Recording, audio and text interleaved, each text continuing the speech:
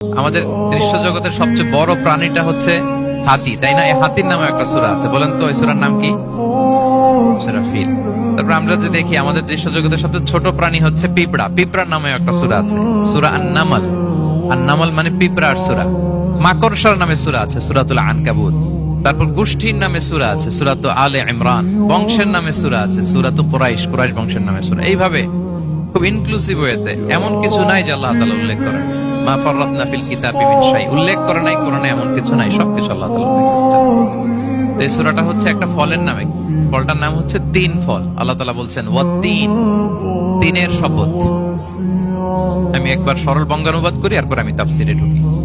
তিনের শপথ, ওয়াজ-জাইতুন, জাইতুনের শপথ, ওয়াতুরি সিনিন, সিনাই পর্বতের শপথ, ওয়াহাদাল বালাদিল আমিন, এই নিরাপদ শহরের শপথ। লাকাদ খালাকনাল ইনসানা ফি আহসানি তাকওয়িম, নিশ্চয় আমি মানুষকে খুব চমৎকার সুন্দর অবয়বে সৃষ্টি করেছি।